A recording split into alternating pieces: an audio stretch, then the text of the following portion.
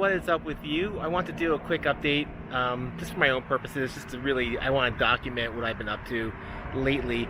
So today I went out for my first, flight with a GoPro in months, I think it is. It's been a long time.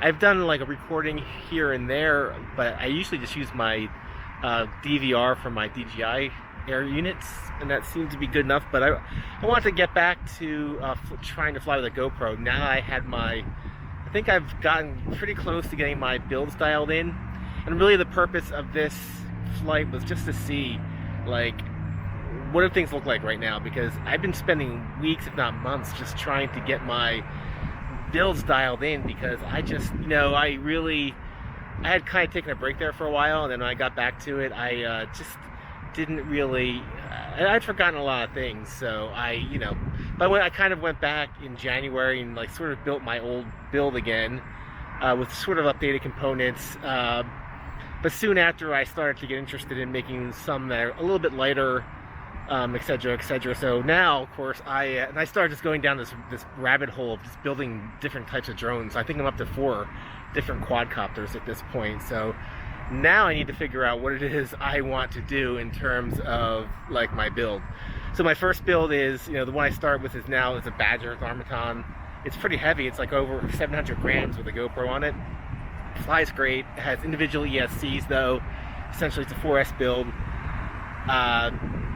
It's super strong in a lot of ways. The Badger, compared to the Marmot, I found actually that the arms aren't quite as strong. But either way, it's essentially a solid basher frame.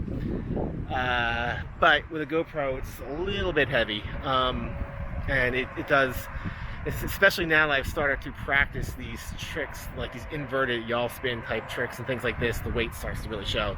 So I got interested in making smaller builds, so I ended up building a 4-eyed, which is, let me see if I can find it, this drone here. So this is the FPVCycle Bob Rugi, it's a very super light 5-inch frame.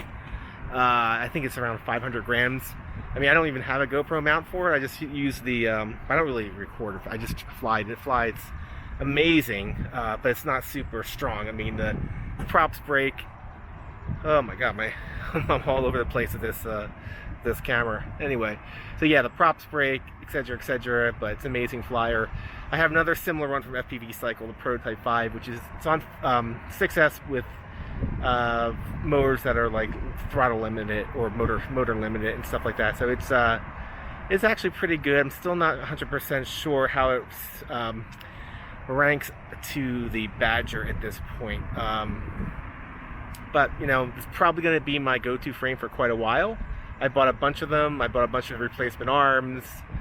I think that is a good enough choice. It seems pretty good. I like that it has very, very little wasted space. That's essentially my main issue that I have with the Badger. There's a lot of open area in it that was kind of not needed, considering too when you're flying DJI Caddx Vistas, maybe just a single board, maybe 2 boards. It's sort of, when you have a frame built just for that, it sort of simplifies things so much and keeps it smaller. Yeah, so that's it.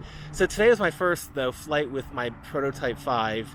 That one weighs in about 600 grams with a GoPro on it, and I've been flying for weeks and weeks just testing and tuning and things like that, and I was so used to flying without a GoPro that it was actually very, very hard getting used to flying again. So I guess I'll show some footage into this.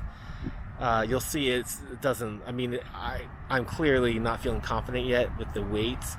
I'm not sure what to do with it either, because when I'm practicing I tend not to fly with my GoPro because I only have one more session 5 left, and I don't know, when that breaks I may just never get an action camera again. So I'm trying not to, fly with it unless I really want to record something, especially with the fall coming up when I consider the major time I like to fly. I don't want to ruin that. But the thing is, I'm not used to the weight, and it just doesn't fly as good. I mean, that extra, I don't know, is it 50 grams a GoPro weighs? I'm not really sure, but it really makes a difference. So we'll see about how I'm going to handle that situation. But I do think I need to get some practice with that, because I want to get some quality pictures here and there, especially before the year ends.